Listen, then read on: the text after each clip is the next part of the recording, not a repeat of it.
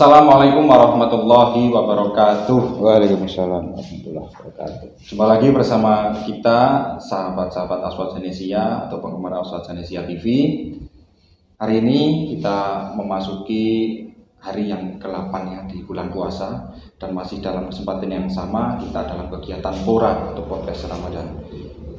Dan sudah hadir bersama kita di tengah-tengah studio Aswad Zanesia TV yaitu Bapak Hamidullah Ibda. Beliau seorang dosen yang berlatar belakang dari pendidikan dasar, baik itu S1, S2, dan S3-nya di pendidikan dasar, karena nanti kita juga akan membahas hal-hal yang berkaitan dengan itu. Oke, sebelumnya saya akan menyapa dulu Pak Ibda. Bagaimana kabarnya Pak? Puasa yang penting. Yang penting puasa. Oke. Jadi tanpa awalan yang panjang, saya akan memulai dengan gini Pak. Kemarin ada komentar di salah satu video Pora keberapa? Pora keempat Pak, keempat. Jadi saya akan membacakan komentarnya di sini dari Sams A02S, satu hari yang lalu ini Pak, masih anget. Bagaimana caranya memberikan pembelajaran puasa untuk anak tingkat dasar? Mohon penjelasan. Nah ini Pak, monggo langsung dijawab karena jenengan ini seorang yang pakar dalam bidang pendidikan dasar sehingga dapat menjawab dari sahabat kita.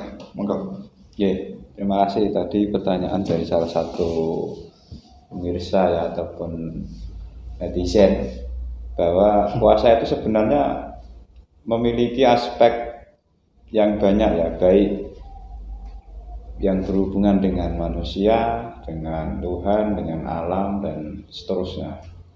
Nah, maka kalau dalam konteks puasa ini dijadikan sebagai ibadah mahdhah ya, rukun Islam itu, maka dia harus diajarkan kepada anak-anak sejak dini. Meskipun syarat rukunnya jelas kaifiahnya ya. Dia harus akil balik, terus kemudian mukallaf dan seterusnya. Nah, tetapi dalam konteks pembiasaan ataupun dalam konteks pendidikan usia dini atau pendidikan dasar MISD, usia anak ya 6 sampai 12 atau 11 tahun ya. Itu kan masa usia emas yang kalau dalam teori barat disebut golden age ya. Dan dalam Islam meyakini bahwa anak itu ya investasi keluarga, investasi orang tua, karena anak-anak nanti menjadi salah satu penolong ketika waladin sholihin yad'ulah itu yang bisa mendoakan orang tua. Nah, lalu bagaimana ketika anak-anak ini diajarkan untuk berpuasa? Memang secara eksplisit Kanjeng Nabi Muhammad SAW belum pernah, atau saya belum mendapatkan salah satu sunnah beliau yang mengajarkan anak-anak untuk berpuasa ya. Tetapi kalau kita merujuk kepada salah satu riwayat yang diriwayatkan oleh Abu Daud, itu kan ada suatu kisah atau suatu riwayat yang Nabi pernah mengajarkan untuk sholat, anak-anak itu untuk sholat ya. Jadi artinya perintahkanlah anak-anakmu untuk sholat ketika sudah berumur 7 tahun dan pukullah mereka ketika sudah 10 tahun tapi meninggalkan sholat. Jadi riwayatnya begitu. Tetapi di beberapa syarah tentang hadis ini, arti kata pukul itu tidak fisik ya, tetapi lebih kepada pencontohan agar anak itu tegas dalam melakukan sholat. Nah, ini kan bisa kita kiaskan dengan puasa. Artinya kalau anak kita usia 6 tahun, nah sebelum 7 tahun ya, kalau di hadis itu 7 tahun untuk sholat, maka mau tidak mau 6 tahun menuju 7 tahun, karena ini usia TK besar ya, sebelum MISD kalau tidak TK PAUD ya. Ini kan momentum pas ketika mengajarkan mereka untuk puasa. Caranya bagaimana? Cara yang pertama adalah menanamkan konsep bahwa puasa itu bukan tidak makan, tidak minum. Loh, lalu apalah konsep anak-anak ini beda. Oh gitu, ada konsep anak-anak puasa adalah bla bla bla bla, tidak makan tidak minum. Jadi konsep di benak mereka itu akan berat ya. Nah, ini anak-anak bukan orang dewasa loh ya.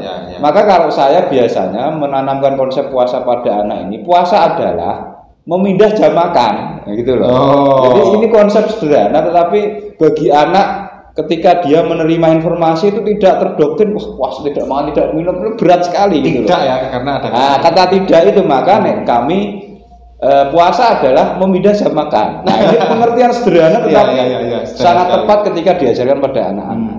Apa sih maksudnya memindah jam makan? Ya makannya nanti kita biasanya sarapan pagi kita pindah di imsak, sebelum imsak ya. Nah nanti makan siang malam kita rapel di waktu maghrib dengan menu yang gitu kan bagi anak-anak. Oh begitu ya lah. Yang siang ini kalau anak-anak ya, nanti dilatih puasa duhur atau puasa kalau bahasa Jawa itu puasa beduk ya. Dilatih dulu. Jadi ini yang memindah jam makan, bukan tidak makan tidak minum. Nah inilah cara pertama yang sangat harus dilakukan oleh guru MISD atau dosen PGMI PGSD atau orang tua sendiri yang kebetulan memiliki anak usia 6 sampai 12 tahun. Yang kedua adalah dengan cara memerintahkan dengan konsep yang diperintahkan Nabi itu. Artinya kita mulai memerintahkan anak, bukan memerintah dalam arti tegas gitu ya, tetapi mengajak anak dai ya, UTU ya. Mengajak anak untuk melakukan puasa ketika umur 6 tahun. Jangan 7 tahun dulu, meskipun Nabi di hadis itu 7 tahun untuk sholat. Tapi kalau saya 6 tahun, nah ini contohkan pada anak saya. Dan motivasinya memang macam-macam anak-anak itu. Ada yang ketika kenapa kok puasa? Saya dulu waktu berteaching sebuah penelitian gitu ya. Ya karena kalau nanti saya puasa itu ketika bu guru tanya, saya bisa jawab saya puasa gitu.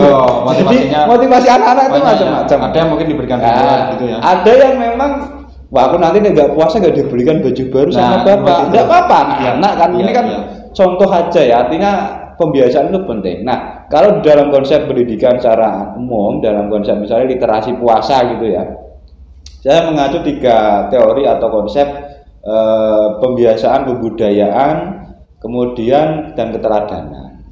Nah, pertama adalah pembiasaan. Artinya puasa ini orang dewasa pun ketika tidak terbiasa, saya jenengan dan penonton semua 1 tahun nggak melakukan puasa ya Senin Kemis, puasa bulan Rajab dan seterusnya itu akan kaget di hari-hari pertama, minggu awal pertama. Kok lemes banget ya. Biasanya kita yang penggemar kopi yang biasanya mungkin yang kebetulan merokok itu kan kecut sekali gitu ya. Tetapi ketika pembudayaan, nah ini akan habituasi bahasa lainnya. Ketika ada proses habituasi ini akan tidak kaget gitu loh. Karena apapun kalau tidak terbiasa ya akan repot juga gitu. Jadi yang pertama adalah konsep pembiasaan. Yang ketika sudah terbiasa kita naik berikutnya level pembudayaan. Artinya puasa ini memang menjadi budaya kita seorang muslim yang beriman yang hidup di Indonesia dan tentunya kita berpuasa itu memang keniscayaan khususnya puasa Ramadan dengan konsep perintah Allah di dalam Al-Qur'an itu gitu loh. Jadi setelah pembiasaan, pembudayaan yang terakhir adalah keteladanan.